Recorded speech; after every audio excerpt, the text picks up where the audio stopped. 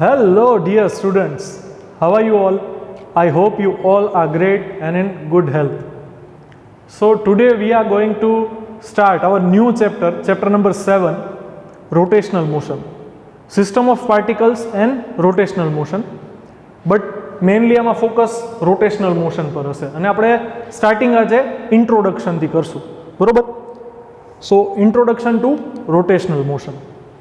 હવે રોટેશન છે એ આપણે વર્ડ સાંભળેલો હશે, બરોબર?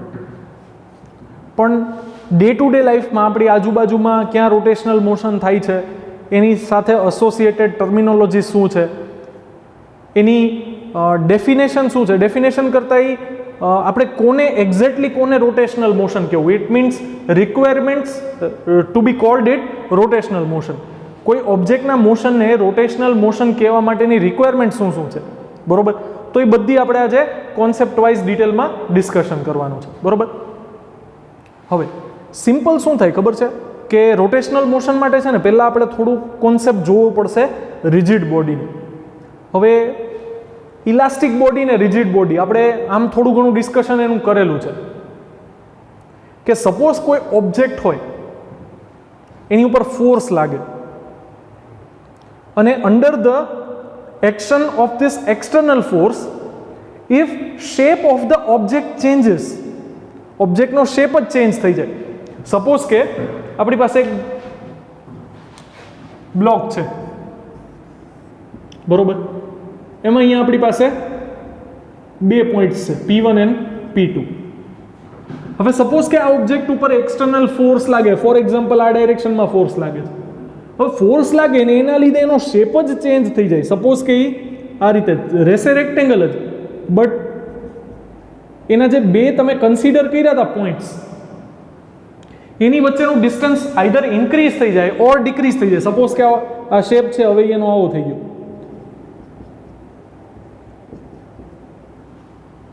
તો કોઈ પણ પોસિબિલિટી છે, આવું થઈ શકે છે, બરોબર? તો આવા ટાઈપના ઓબ્જેક્ટને તમે રિજિડ બોડી નહીં કહી શકો. તો તમે રિજિડ બોડી કોને કહેશો? તો કે rigid body is which shape of the object does not change.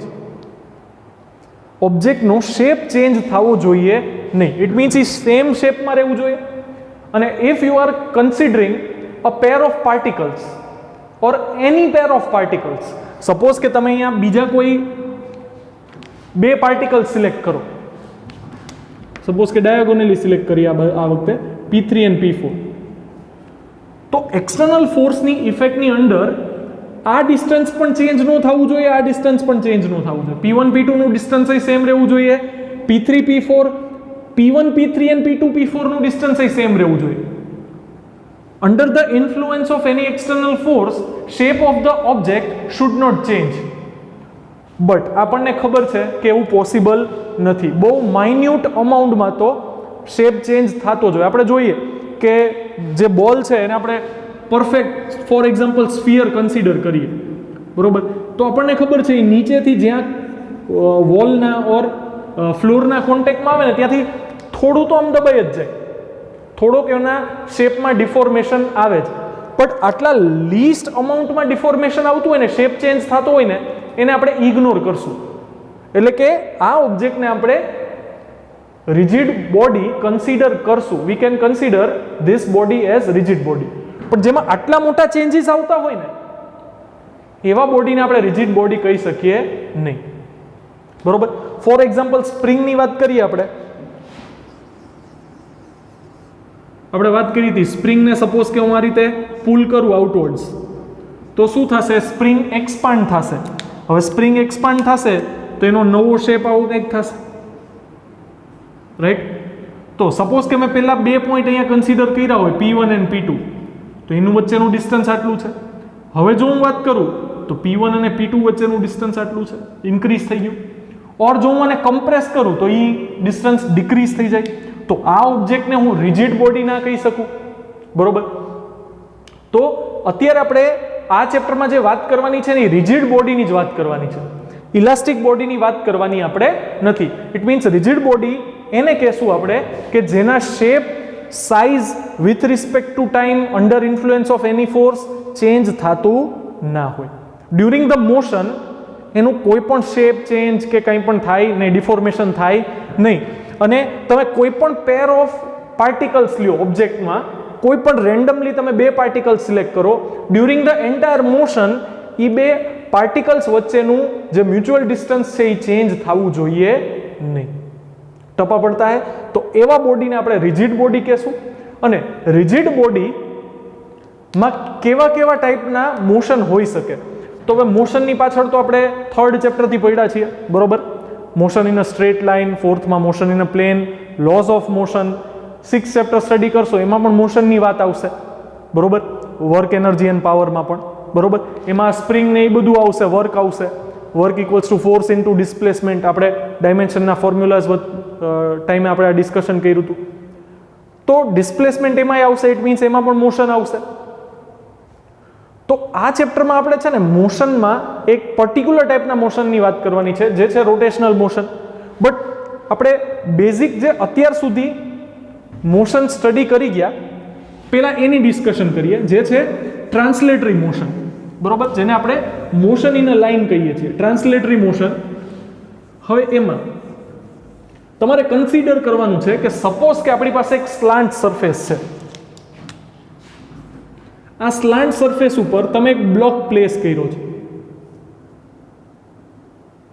હવે બ્લોક પ્લેસ કર્યો હોય તો શું થાય? તો કે mg લાગે ડાઉનવર્ડ્સ. અહીંયા એક એંગલ આવે, બરોબર? થીટા. તો આ થશે mg cos થીટા, આ થશે mg sin theta. Parallel to the surface, perpendicular two the surface, બરોબર? આવા બે કોમ્પોનેન્ટ આપણે વેઇટને ડિવાઈડ કરીએ છીએ mg ને. હવે શું થશે?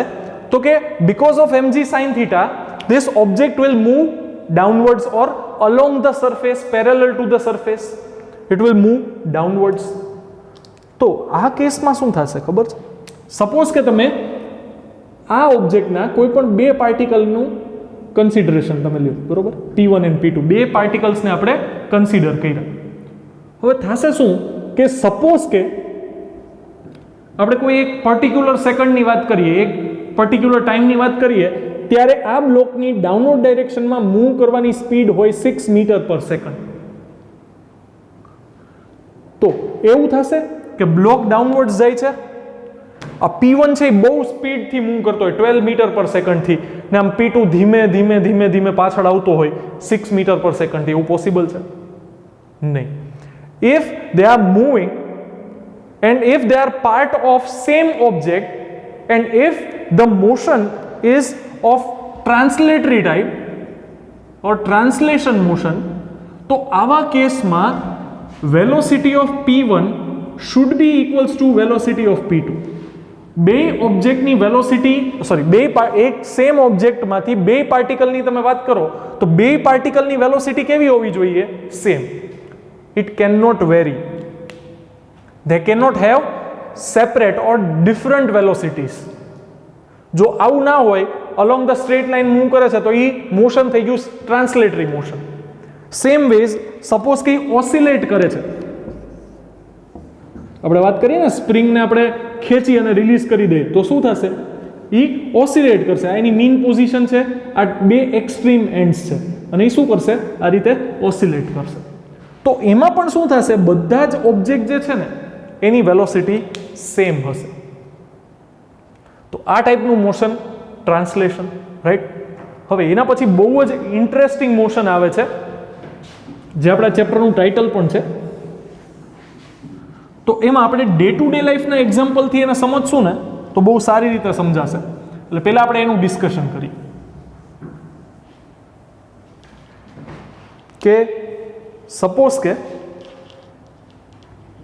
આવી રીતે આપણી પાસે એક ઇન્ક્લાઇન્ડ સરફેસ જ છે, અને એમાં આપણે વાત કરી કે સપોઝ કે એક બ્લોક હોય અને એ બ્લોક પર તમે કોઈ પણ બે પર્ટિક્યુલર પોઈન્ટની વાત કરો P1 અને P2, તો બેની વેલોસિટી સેમ જ હશે. બટ હવે જો અહીંયા હું બ્લોકની વાત ન કરું અને કોઈ સ્ફિયરની વાત કરું, 3 ડાયમેન્શનલ સ્ફિયર છે, તો આ સ્ફિયરનું સેન્ટર હશે. હવે તમે કોઈ પણ એક ઓબ્જેક્ટને ઓબ્જેક્ટમાંથી કોઈ પણ એક પોઈન્ટને એક પાર્ટિકલને કન્સિડર કરો. સપોઝ કે આ પાર્ટિકલ છે P1 અને અહીંયા એક પાર્ટિકલ છે P2. P2 is closer to the center and P1 is away from the center, or એનાથી opposite. P1 closer to the center અને P2 છે at distant point from the center. હવે થશે શું તો કે this object or this sphere will roll down. આમ થશે, આમ સ્લાઇડ થશે સ્ફિયર, તો કે ના, સ્ફિયર સ્લાઇડ નહીં થાય. સ્ફિયર શું કરશે? રોલિંગ કરશે આ રીતે with respect two this axis. જો આ સપોઝ કે તમે આને સ્ફિયર કરતા છે ને, આપણે આને એક સિલિન્ડર કન્સિડર કરીએ.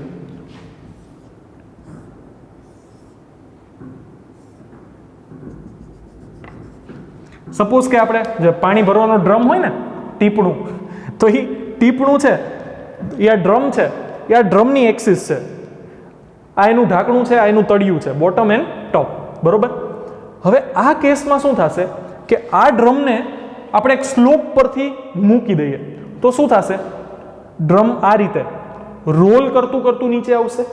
સપોઝ કે આવું બ્લોક હોય તો બ્લોક શું કરશે? સ્લાઇડ કરતું કરતું નીચે આવશે. અને ડ્રમ હશે તો ડ્રમ શું કરશે? એ રોલ કરતું કરતું નીચે આવશે. તો સપોઝ કે આ ડ્રમને હું સાઈડથી જોઉં છું, તો સાઈડથી જોઉં છું તો આ દેખાશે મને સર્ક્યુલર શેપ, બરોબર. ક્રોસ સેક્શન જે એનો હોય છે આ રીતે. આ ડ્રમ છે એ આ રીતે રોલ કરતું કરતું નીચે આવશે. તો આ એની એક્સિસ થશે અકોર્ડિંગ ટુ વિચ, આ એની એક્સિસ થશે main axis, according to which this object or this drum, this cylinder is rotating. Any axis છે સેન્ટર ઓફ એક્સિસ, એને અકોર્ડિંગ ટુ એ શું કરે છે તો કે રોટેટ કરે છે, રોલ કરે છે, બરોબર. આપણે રોલિંગ મોશન કહીએ ને, રોલિંગ ફ્રિક્શન આવ્યું હતું, ટાયર છે એ રોલ કરે છે ને એમાં જો ફ્રિક્શન એપ્લાય થાય છે તો એ રોલિંગ ફ્રિક્શન આપણે એને કીધું. તો આ રોલિંગ મોશન થશે. તો આમાં થશે શું ખબર છે? ડ્રમના કેસમાં આ ઓબ્જેક્ટ, આ સિલિન્ડર, એની મેઇન એક્સિસને અકોર્ડિંગ એ રોલ તો કરે જ છે, અને પ્લસ એડિશનમાં આખે આખો જે ડ્રમ છે ને એ ડાઉનવર્ડ્સ ડાયરેક્શનમાં મૂવ પણ કરે છે. It means it is translatory motion as well as rotational motion. તો આ છે કોમ્બિનેશન છે. પહેલા આપણે પ્યોર ફોર્મની વાત કરીએ. પ્યોર ફોર્મમાં આપણે શું કરીએ ખબર છે? આપણે છે ને એક ફ્લેટ સરફેસ ઇમેજિન કરીએ, હોરિઝોન્ટલ સરફેસ. એની ઉપર તમે એક ડ્રમ રાખ્યું છે, બરોબર. આ રીતે ડ્રમ, પેલા ચરખા જોયા હશે ને તમે, મોટા ચરખામાં આ રીતે વ્હીલ છે આ રીતે રોટેટ કરતા હોય. અહીંયા ફિક્સ છે બે એક્સિસથી અને એને આ રીતે રોટેટ કરે છે. તો આ એની જગ્યા પર ફિક્સ છે. ઇટ મીન્સ એક્સિસ મૂવ નથી કરતી. આ કેસમાં શું થતું હતું? જો રોટેશન કરે છે સાથે સાથે એ ડાઉનવર્ડ્સ પણ આવે છે આખો ઓબ્જેક્ટ. ઇટ મીન્સ એ ટ્રાન્સલેટરી મોશન પણ કરે છે અને રોટેશનલ મોશન પણ કરે છે. અત્યારે આપણે વાત કરવી છે પ્યોર રોટેશનલ મોશનની. Pure rotational motion. તો જો હું પ્યોર રોટેશનલ મોશનની વાત કરું તો આવા કેસમાં શું થશે ખબર છે? કે first of all any axis છે ને એ સ્ટેશનરી હશે. એક્સિસ સ્ટેશનરી, એક્સિસ મૂવ કરતી હશે નહીં. But all the particles of this object, all the particles જેટલા પણ, સપોઝ કે તમે આને 1000 પાર્ટિકલ્સનો બનેલો ઇમેજિન કરો ને, if you consider that this cylinder is made up of 1000 particles, they are situated on each and every point of the object. તો આવા કેસમાં બધા જ ઓબ્જેક્ટ છે ને એ આ એક્સિસની રિસ્પેક્ટમાં રોટેટ કરતા હશે. હવે આ રોટેટ કરતા હશે જેવું આ કેસમાં મેં તમને કીધું એમ કે આ હશે પોઈન્ટ P1, આ હશે પોઈન્ટ P2 અને આ રોટેટ કરે છે, રાઈટ. તો સપોઝ કે તમે આને ફિક્સ કરી રાખ્યો, આ આખું સિલિન્ડર છે. જો આને સિલિન્ડર ઇમેજિન કરી શકો ને, આ સિલિન્ડરની હાઇટ, આ સિલિન્ડરની રેડિયસ, સેન્ટરથી એનું ડિસ્ટન્સ, એટલે આ ક્રોસ સેક્શન થશે, આ એની લેન્થ થશે, બરોબર. તો આ આખો સિલિન્ડર થઈ ગયો આપણી પાસે. હવે આ સિલિન્ડરમાં તમે ડિફરન્ટ પોઈન્ટ્સ ઇમેજિન કરો કે એક નજીક છે સેન્ટરથી, nearer to the centre and away from the centre, P1 and P2. બે પાર્ટિકલ તમે કન્સિડર કરો અને આપણે ડ્રો કરશું ને તો વધારે સારી રીતે મજા આવશે. તો હું ડ્રો કરું છું.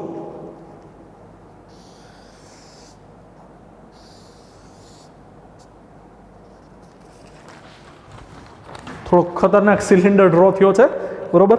આ ક્રોસ સેક્શનલ એરિયા છે. તો અહીંયા આપણી પાસે બે પાર્ટિકલ્સ છે, એક nearer to the centre and away from the centre. તો હું એ બે પાર્ટિકલ્સ ડ્રો કરું.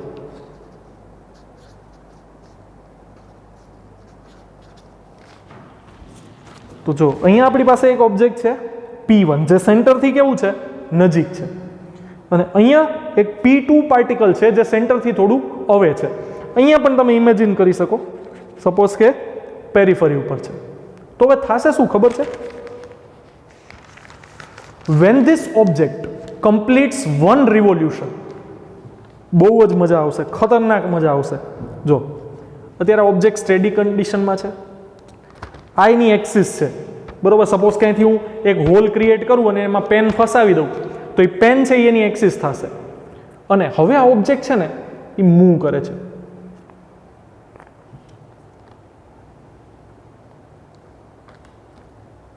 આ હાફ રિવોલ્યુશન કમ્પ્લીટ થયું અને આ બીજું half. It means one revolution complete કર્યું. ઇનિશિયલ સ્ટેજ જે હતો, ઇનિશિયલ કન્ડિશન હતી P1 ની, અગેન આવી ગયું ઇનિશિયલ કન્ડિશન ઉપર. થઈ ગયું. સેમ વેઝ જે P2 ની કન્ડિશન હતી ઇનિશિયલ, પાછું એની મેઇન પોઝિશન પર આવી ગયું. વન રિવોલ્યુશન કમ્પ્લીટ કર્યું. તો અહીંયા તમે જોવો છો એક વસ્તુ, બે એક સાથે જ મૂવ કરે છે, બે એક સાથે જ એક રિવોલ્યુશન કમ્પ્લીટ કરે છે. It means time taken by both the particles to complete one revolution is same છે. જો એવું થાય છે કે હું આ રીતે રોટેટ કરું તો P1 ધીરે ધીરે આવે છે, P2 ફાસ્ટ આવે છે, એવું કંઈ થાય છે?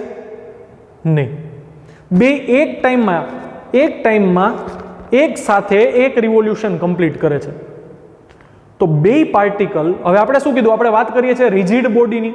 ઇટ મીન્સ રિજિડ બોડી શું કરશે તો કે પોતાની પ્લેસ ચેન્જ નહીં કરે પાર્ટિકલ્સની, ડિસ્ટન્સ સેમ જ રહેશે. આપણે પહેલા જ ડિસ્કસ કર્યું કે P1 P2 વચ્ચેનું ડિસ્ટન્સ છે એ સેમ જ રહેશે. P1 P2 ક્યાંય મૂવ નહીં કરે, રિજિડ ઓબ્જેક્ટ છે. તો આવા કેસમાં શું થશે ખબર છે?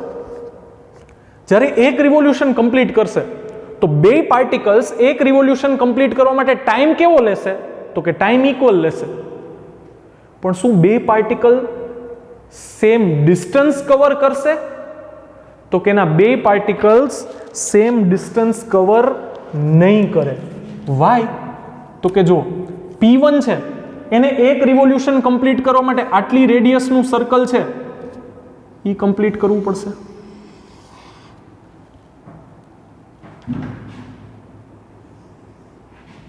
થોડું ખતરનાક થઈ ગયું, વધારે જ ખતરનાક થઈ ગયું, બરોબર. હા, સપોઝ કે એની રેડિયસ છે R1 છે અને જે P2 પોઈન્ટ છે એને એક રિવોલ્યુશન કમ્પ્લીટ કરવા માટે વધારે ડિસ્ટન્સ કવર કરવું પડ્યું. Yes or no? ટાઈમ કેવો લીધો છે બેયે? સેમ. જો એક રિવોલ્યુશન કમ્પ્લીટ કરવા માટે બે ટાઈમ કેટલો લે છે? સેમ. બટ P1 એ ઓછું ડિસ્ટન્સ કવર કરવું પડે છે એક રિવોલ્યુશન કમ્પ્લીટ કરવા માટે અને P2 એ વધારે ડિસ્ટન્સ કવર કરવું પડે છે ટુ કમ્પ્લીટ વન રિવોલ્યુશન. ટપા પડતા હે. બે માટે ટાઈમ કેવો લાગશે તો કે સેમ. હવે તો આ તો બહુ ઇન્ટરેસ્ટિંગ વસ્તુ થઈ ગઈ ને. To complete one revolution distance travelled by point P1 is equals to 2 pi r1 because આ સર્કલ છે એની રેડિયસ છે r1 તો એને પેરિફેરલ ડિસ્ટન્સ સર્કમફરન્સ જેટલું ડિસ્ટન્સ કવર કરવું પડશે તો એ થશે 2 pi r1. સપોઝ કે time taken to complete one revolution is for particle P1 is T1 and distance આને આપણે કહીએ v1, speed of particle p1. હવે speed of particle p2 find out કરવું હોય તો distance travelled by the particle તો કે 2 પાઈ r2, બીકોઝ હવે આ રેડિયસ કેટલી થઈ ગઈ તો કે રેડિયસ થઈ ગઈ r2, અને time taken by second particle તો કે t2.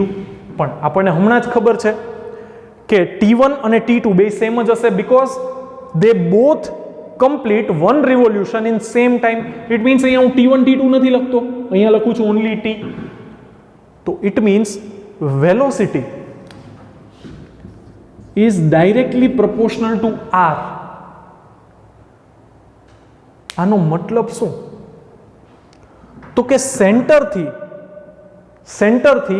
જેમ દૂર જાશો, સેન્ટરથી ડિસ્ટન્સ છે ને r, જેમ સેન્ટરથી દૂર જાશો એમ ઓબ્જેક્ટની સ્પીડ ઇન્ક્રીઝ થતી જશે. તો એનો મતલબ શું કે particle p1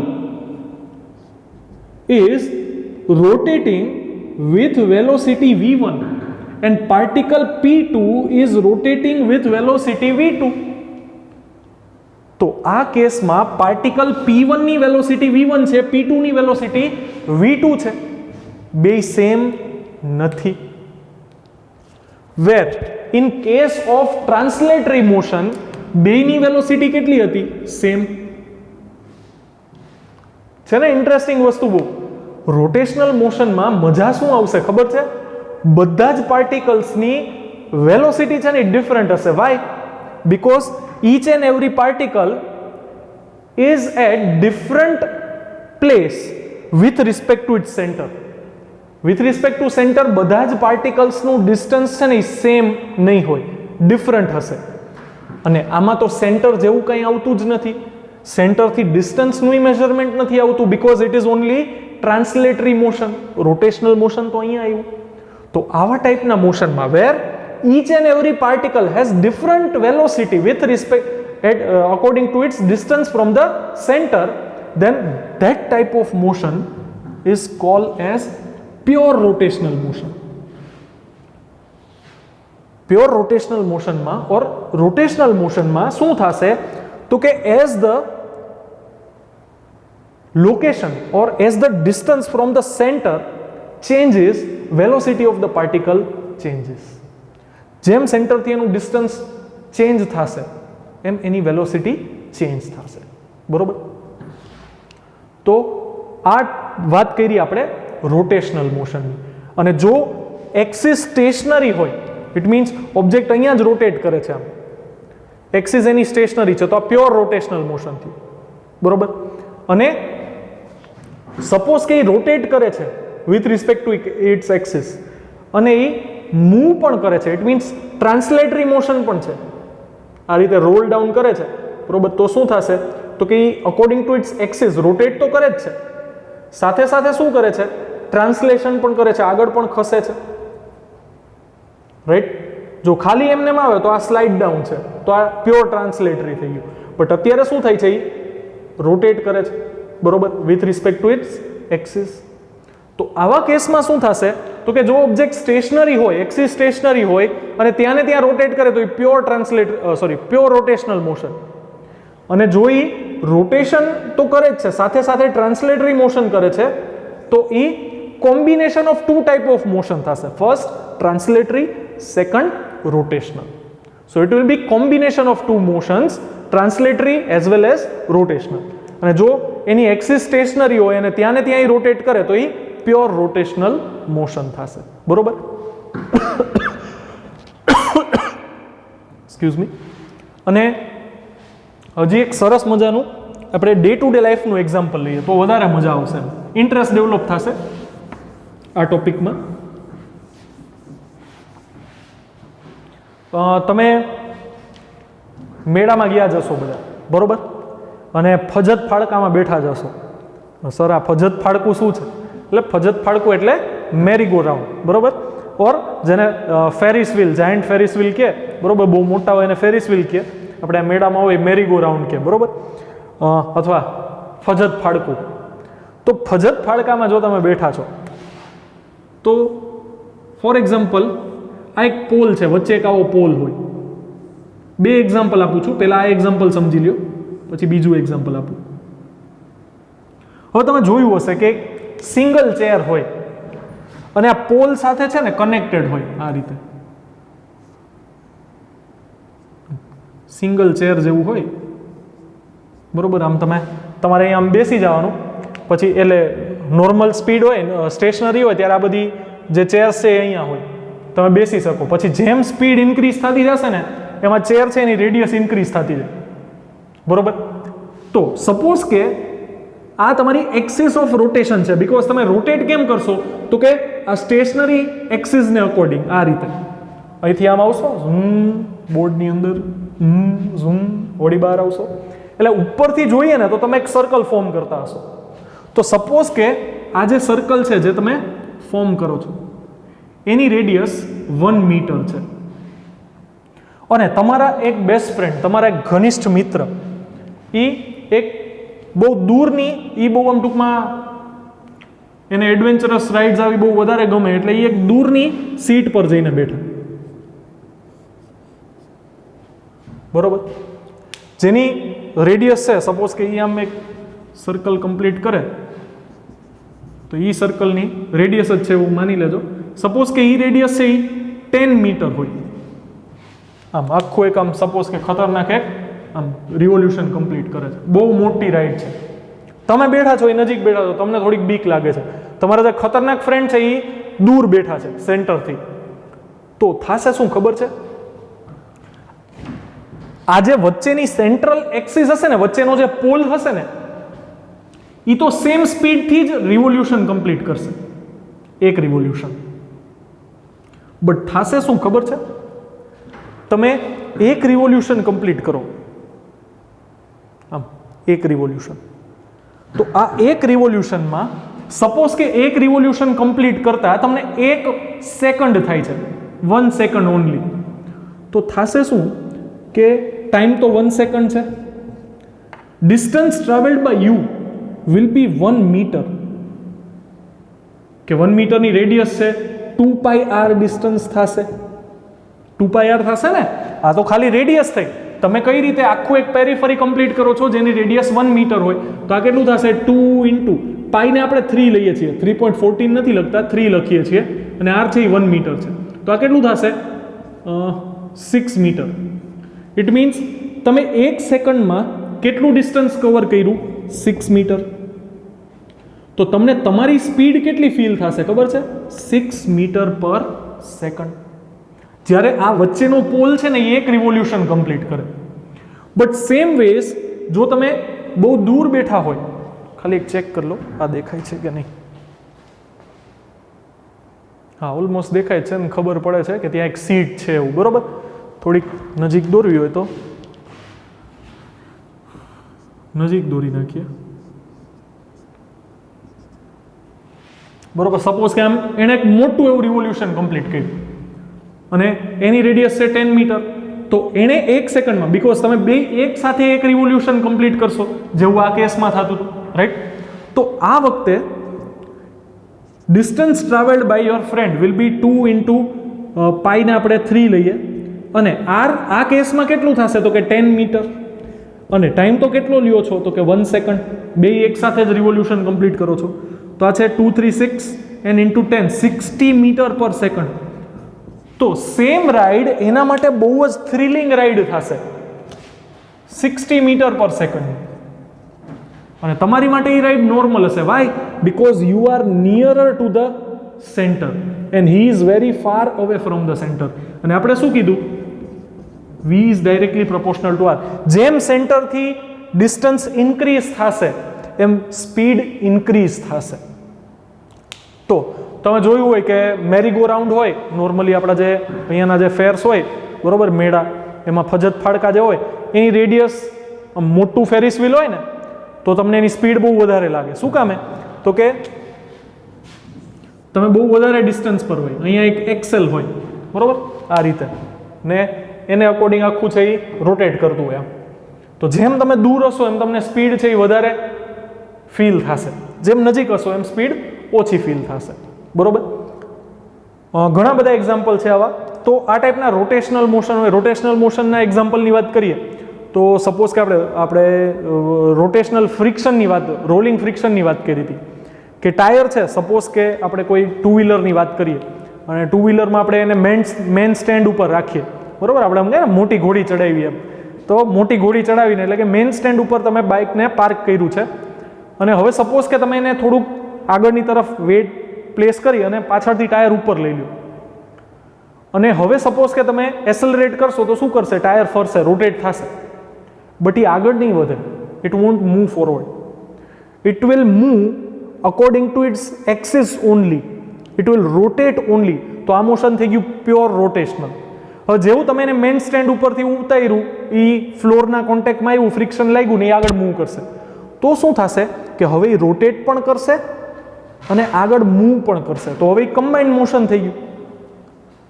pure rotational મોશનનું example તમારે જોવું હોય તો તમે જે રૂમમાં બેઠા છો એમાં જ હશે સીલિંગ ફેન. સીલિંગ ફેન શું થશે? આ રીતે એની એક્સિસ હશે, અહીંયા એના બ્લેડ્સ હશે અને આ રીતે બ્લેડ્સ છે એ રોટેટ કરશે. હવે બ્લેડ્સ રોટેટ કરે છે અકોર્ડિંગ ટુ ધીસ એક્સિસ, તો આ એક્સિસ તો સ્ટેશનરી છે કે નહીં? બ્લેડ્સ રોટેટ કરે છે. આમ થોડીક વારમાં ફેન છે એ રૂમના આ કોર્નર ઉપર હોય, થોડીક વાર આ કોર્નરમાં આવી જશે, એવું થશે. એની એક્સિસ મૂવ કરશે તો કે નહીં? એક્સિસ મૂવ કરશે નહીં, એક્સિસ ફિક્સ છે. જે બ્લેડ્સ છે એ રોટેટ કરશે, તો એ પણ શું થઈ જશે? Pure rotational motion. તો આવા ડે ટુ ડે લાઈફમાં આપણી આજુબાજુમાં ઘણા બધા પ્યોર રોટેશનલ અને મિક્સ્ડ મોશનના એક્ઝામ્પલ્સ છે, બરોબર, જેના કોન્સેપ્ટનું આપણે ડિસ્કશન કર્યું. આગળ વધશું પણ નેક્સ્ટ લેક્ચરમાં. અત્યારે હું બાય બુક નથી ગયો, બુકની લાઈન ટુ લાઈન મેં નથી સમજાવી તમને, બરોબર, મોસ્ટલી કવર કરી લીધું છે બટ આપણી લેંગ્વેજમાં ડે ટુ ડે લાઈફના એક્ઝામ્પલથી, બરોબર. અને ડેફિનેશન વાઇઝ આપણે નેક્સ્ટ લેક્ચરમાં જાશું, થોડા કોન્સેપ્ટમાં હજી ડિટેલમાં જાશું, બરોબર, અને હજી પણ ડિસ્કશન કરશું અબાઉટ રોટેશનલ મોશન, રાઈટ. તો હજી ચેપ્ટર સ્ટાર્ટ જ કર્યું છે, તો આ ચેપ્ટરમાંથી કોઈ MCQ નહીં હોય આપણી પાસે, બરોબર. તો MCQ માટે હજી આપણે થોડાક એક બે ઇક્વેશન સ્ટડી કરી જઈએ, પછી આપણે MCQ પણ સોલ્વ કરશું આ ચેપ્ટર રિલેટેડ. તો હોમવર્કમાં પણ તમારે કાંઈ નથી કરવાનું, આપણે કોન્સેપ્ટનું ડિસ્કશન કર્યું, બરોબર. હોમવર્કમાં નથી કરવાનું, અત્યારે થોડુંક પ્રિપેરેશન કરો તમે, જે આપણી યુનિટ ટેસ્ટ આવવાની છે એના માટે. અને કંઈ પણ ડાઉટ લાગે આ ચેપ્ટરમાં તો મને કોલ મેસેજ કરો, બરોબર. સો keep preparing. All the very best. Thank you very much.